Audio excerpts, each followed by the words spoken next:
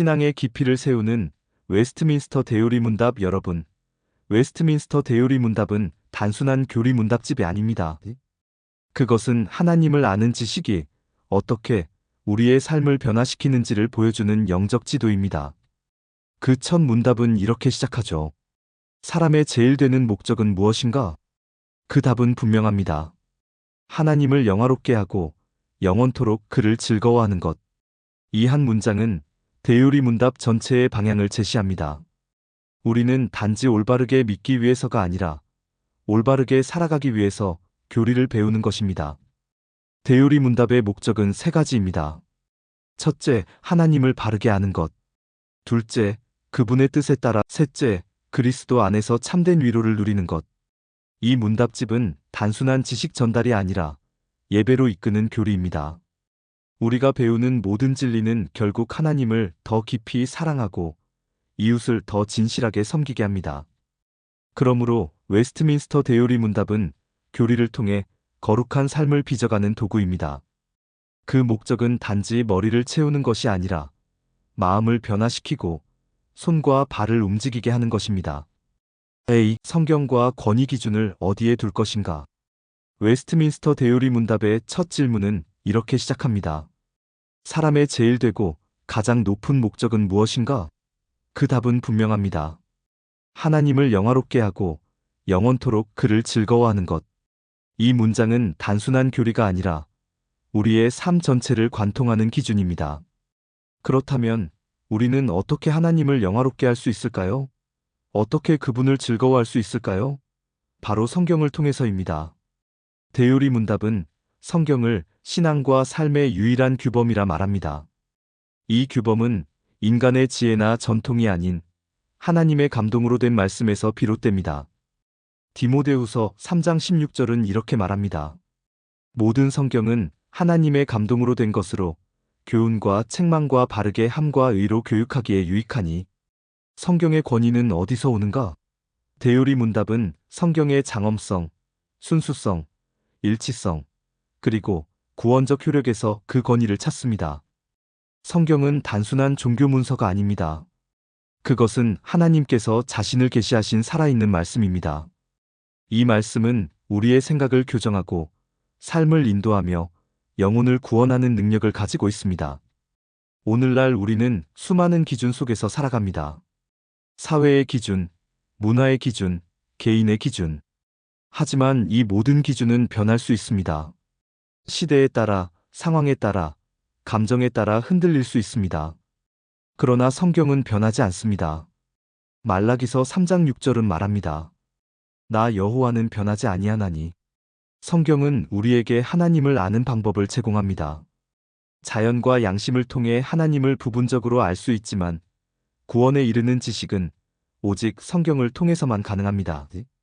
이것이 바로 성경의 절대적 권위입니다.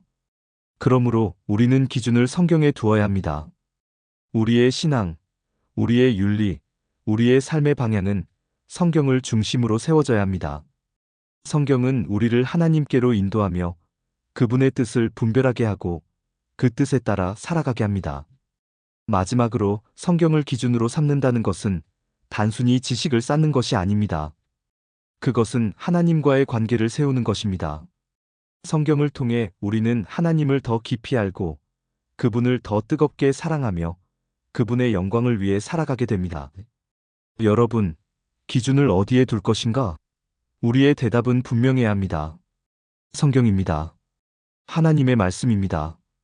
그것이 우리의 삶을 이끄는 진정한 권위입니다.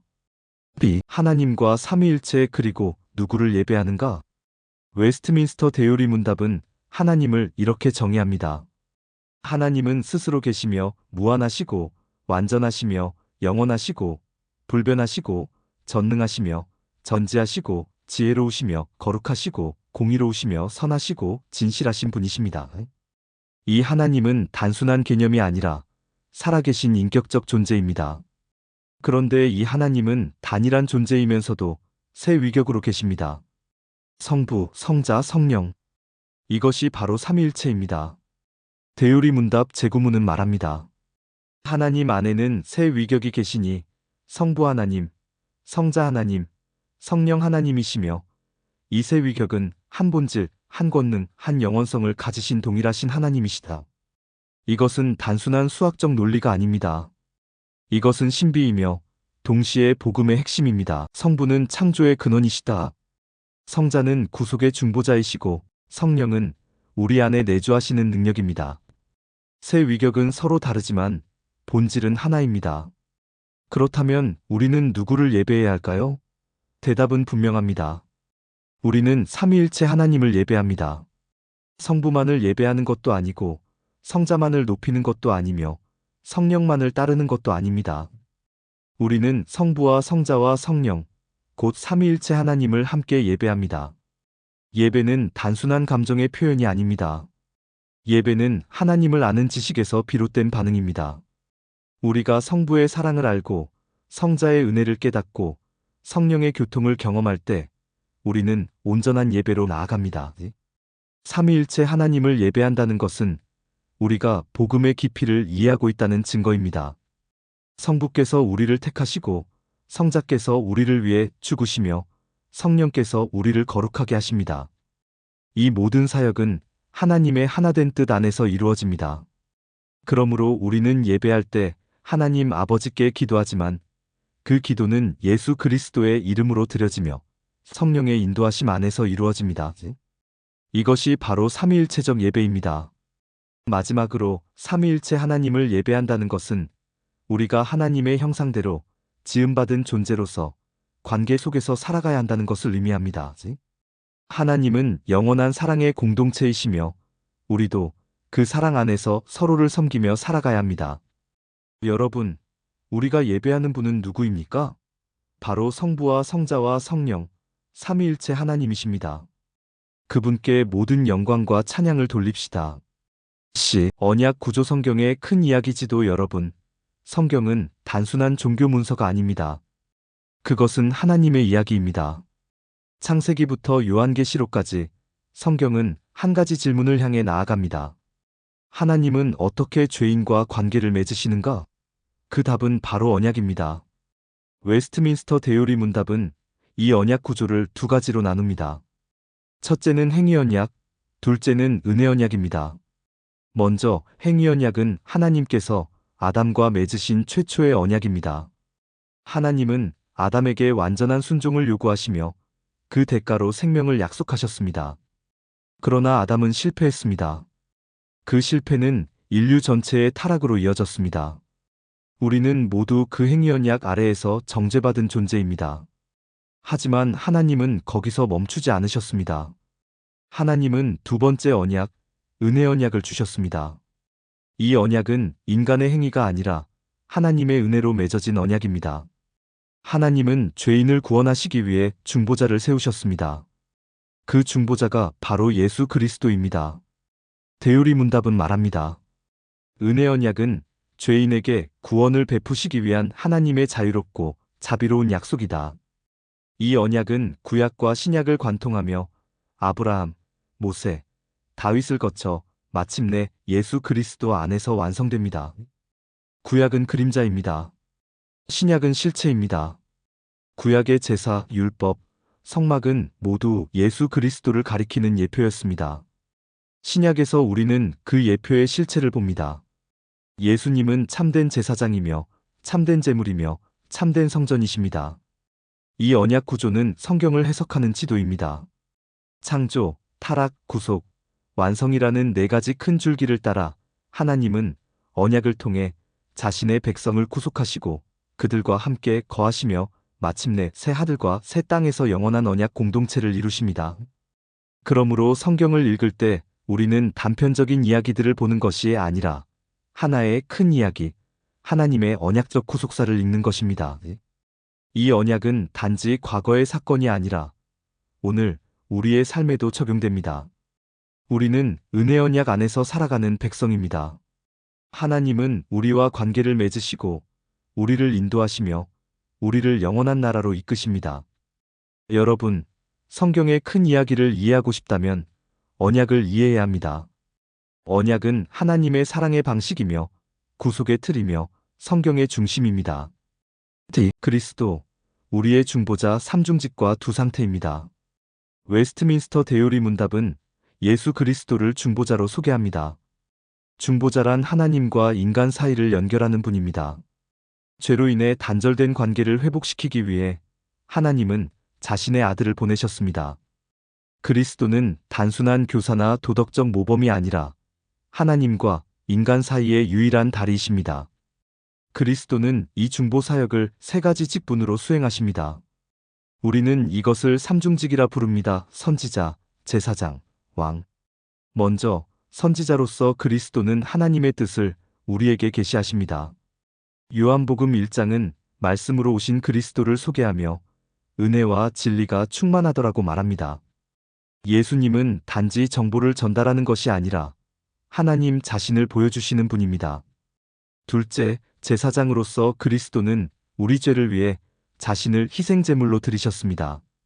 히브리서 9장은 그리스도를 참된 대제사장으로 묘사하며 자신의 피로 영원한 속죄를 이루셨다고 말합니다.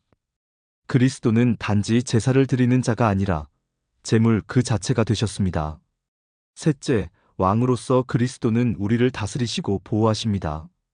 그는 승천하셔서 하나님의 우편에 앉으셨고 지금도 그의 교회를 통치하고 계십니다. 그의 왕권은 세상의 권력과 다릅니다. 그것은 사랑과 정의, 그리고 진리로 이루어진 왕국입니다. 이 삼중직은 그리스도의 사역을 입체적으로 보여줍니다. 그는 우리에게 진리를 가르치시고 우리를 위해 죽으시며 우리를 인도하십니다. 그런데 그리스도의 사역은 단지 직분만으로 설명되지 않습니다. 우리는 그의 두 상태, 즉 비하와 승귀를 함께 살펴야 합니다. 비하 상태는 그리스도가 인간으로 오셔서 겸손하게 낮아지신 상태입니다. 성육신, 고난, 십자가 죽음, 장사된 그리스도로 하늘의 영광을 버리고 우리를 위해 땅에 오셨습니다. 승귀 상태는 그리스도가 다시 영광을 회복하신 상태입니다. 부활, 승천, 하나님의 우편에 앉으심, 그리고 마지막 날의 재림.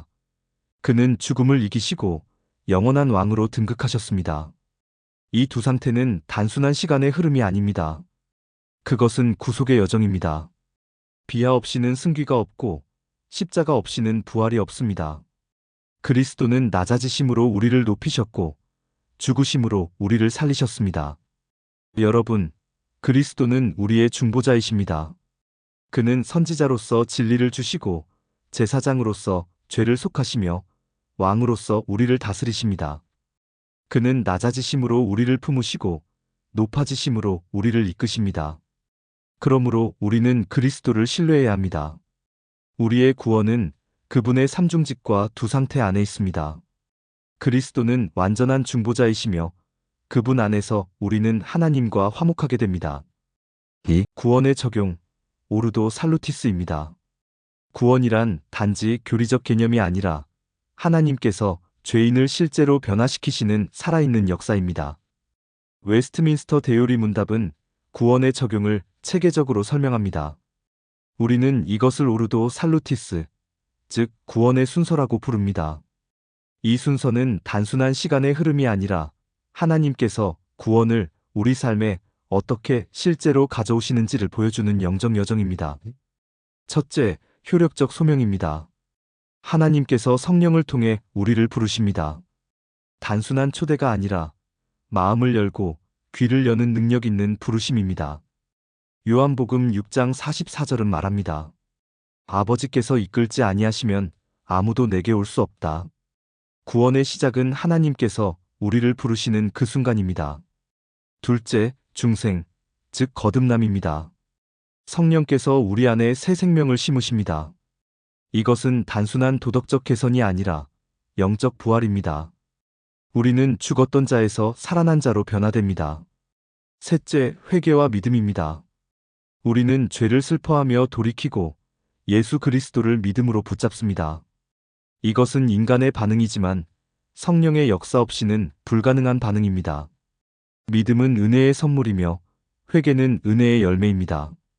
넷째, 칭의입니다. 하나님께서 우리를 의롭다 선언하십니다. 우리의 행위 때문이 아니라 그리스도의 의가 우리에게 전가되었기 때문입니다. 로마서 4장 5절은 말합니다. 경건하지 아니한 자를 의롭다 하시는 하나님을 믿는 자에게는 그의 믿음을 의로 여기신다. 다섯째, 양자됨입니다. 우리는 하나님의 자녀가 됩니다. 단지 법적 지위만이 아니라 사랑받는 가족으로 받아들여집니다. 하나님은 우리를 아버지라 부르도록 허락하십니다. 여섯째, 성화입니다. 성령께서 우리를 점점 더 거룩하게 만드십니다. 이것은 평생의 여정입니다. 우리는 죄와 싸우며 하나님의 형상을 회복해 갑니다. 성화는 구원의 적용 가운데 가장 길고 가장 고통스럽지만 가장 아름다운 과정입니다. 마지막으로 영화입니다. 이것은 구원의 완성입니다. 우리의 몸은 부활하고 우리는 완전한 거룩함에 이르게 됩니다. 고린도전서 15장은 말합니다. 죽을 몸이 썩지 아니할 것으로 다시 살아나리라. 여러분, 이 모든 과정은 하나님의 은혜로 이루어집니다. 우리는 구원의 적용을 통해 단지 구원받은 자가 아니라 변화된 자가 됩니다. 구원은 머리로 아는 것이 아니라 삶으로 살아내는 것입니다. 그러므로 우리는 구원의 적용을 단순한 교리로 보지 말고 하나님께서 우리 삶에 들어오시는 실제적인 길로 받아들여야 합니다. 이 길은 고통스럽지만 영광스럽습니다. 이 길은 좁지만 생명으로 인도합니다. 여러분, 구원은 단지 시작이 아니라 여정입니다. 하나님은 우리를 부르시고 변화시키시고 마침내 영화롭게 하십니다. 이 놀라운 구원의 길을 함께 걸어갑시다. F. 예배와 성례는 하나님이 정하신 길입니다. 구원은 은혜로 주어지지만 하나님은 그 은혜를 우리 삶에 적용하시기 위해 정하신 방도를 사용하십니다. 그것이 바로 예배와 성례입니다. 웨스트민스터 대요리 문답은 말합니다. 하나님께서 은혜를 전달하시기 위해 말씀, 성례, 기도라는 방도를 정하셨다고요. 이 방도는 우리가 임의로 선택하는 것이 아니라 하나님께서 정하신 길입니다. 먼저, 예배는 하나님과의 만남입니다. 단지 종교적 행위가 아니라 살아계신 하나님께 나아가는 시간입니다. 하나님은 예배 가운데 말씀하시고 우리를 새롭게 하십니다. 시편 29편은 말합니다. 주의 음성은 능력이 있으며 주의 음성은 위엄이 있다. 예배는 그 음성을 듣는 자리입니다. 예배의 중심은 말씀입니다. 말씀은 살아있고 운동력이 있어 우리의 마음을 찌르고 변화시킵니다. 대요리 문답 155문은 말합니다. 하나님의 말씀은 은혜의 방도 중 가장 효과적인 수단이다. 말씀은 우리를 회개하게 하고 믿음을 자라게 하며 성화를 이루게 합니다. 그리고 하나님은 우리에게 성례를 주셨습니다. 성례는 눈에 보이는 말씀입니다. 세례는 우리가 그리스도와 연합되었음을 보여주고 성찬은 우리가 그리스도의 몸과 피에 참여함을 확증합니다. 대요리 문답 162문은 말합니다. 성례는 그리스도와의 교제를 확증하고 은혜를 전달하는 수단이다. 성례는 단지 상징이 아닙니다. 성령께서 역사하실 때 성례는 실제로 은혜를 전달합니다. 세례는 우리의 새 생명을 선포하고 성찬은 우리의 믿음을 새롭게 합니다. 우리는 성례를 통해 하나님께서 우리를 얼마나 깊이 사랑하시는지를 경험합니다. 예배와 성례는 공동체적입니다. 우리는 혼자가 아니라 함께 하나님께 나아갑니다. 교회는 그리스도의 몸이며 예배는 그 몸이 하나님께 드리는 찬양입니다. 성례는 그 몸이 함께 나누는 은혜의 식탁입니다. 하나님은 우리를 구원하시기 위해 길을 정하셨습니다. 그 길은 예배와 성례입니다. 우리는 그 길을 따라 걸을 때 하나님의 은혜를 경험하고 그리스도와 더욱 깊이 연합됩니다. 그러므로 예배를 소홀히 하지 마십시오. 성례를 가볍게 여기지 마십시오. 이것은 하나님께서 정하신 길입니다. 이 길을 통해 우리는 구원의 은혜를 실제로 누리게 됩니다. 10계명 심화하지 말라. 이상의 넓은 순종입니다. 10계명은 단순한 금지 목록이 아닙니다. 그것은 하나님의 마음을 드러내는 사랑의 율법이며 우리가 어떻게 하나님과 이웃을 사랑할지를 보여주는 삶의 지침입니다. 웨스트민스터 대요리 문답은 10계명을 해석할 때 놀라운 원칙을 제시합니다. 바로 각 계명은 그 반대되는 죄뿐 아니라 그에 상응하는 의무도 함께 요구한다는 것입니다. 다시 말해 하지 말라는 명령은 하라는 부르심도 포함되어 있다는 것이죠. 제6계명 살인하지 말라. 단순히 사람을 죽이지 않는 것만으로 이 계명을 지킨 것이 아닙니다. 이 계명은 우리가 이웃의 생명을 보호하고 사랑하며 그들의 필요를 돌보는 삶을 요구합니다. 무관심도 냉소도 혐오도 이 계명을 어기는 것입니다. 반대로 친절과 돌봄은 이 계명을 지키는 적극적인 순종입니다. 또 하나 제8계명 도둑질하지 말라. 단지 훔치지 않는 것만이 아니라 이웃의 필요를 채우고 정직하게 일하며 나눔의 삶을 사는 것이 이 계명의 넓은 순종입니다. 하나님은 우리가 단지 죄를 피하는 삶이 아니라 선을 행하는 삶을 살기를 원하십니다. 이처럼 10계명은 우리를 소극적 도덕성이 아니라 적극적 사랑으로 부르십니다. 하나님은 우리가 죄를 피하는 것에 만족하지 않고 그분의 성품을 닮아가는 삶을 살기를 원하십니다. 또한 10계명은 마음의 태도까지 다룹니다. 단지 외적인 행위가 아니라 내면의 동기와 생각까지 포함됩니다. 예수님은 산상수훈에서 말씀하셨죠. 형제에게 노하는 자마다 심판을 받게 된다. 10계명은 우리의 마음을 향한 하나님의 거룩한 기준입니다. 그러므로 우리는 10계명을 단순한 법조문으로 보지 말고 하나님께서 우리에게 주신 사랑의 길, 거룩함의 길로 받아들여야 합니다. 10계명은 우리를 억누르는 짐이 아니라 자유롭게 하는 진리입니다. 하나님은 우리가 하지 말라는 경계선에 머무르지 않고 하라는 부르심에 응답하기를 원하십니다. 10계명은 우리를 죄에서 멀어지게 할 뿐 아니라 하나님께 가까이 나아가게 합니다. 이 넓은 순종의 길을 걸을 때 우리는 단지 율법을 지키는 자가 아니라 하나님을 닮아가는 자가 됩니다. 10계명은 그분의 성품을 우리 삶에 새겨넣는 도구입니다. 그러니 오늘도 10계명을 묵상하며 그 너머에 있는 하나님의 마음을 발견합시다. 그리고 그 마음에 응답하는 삶을 살아갑시다.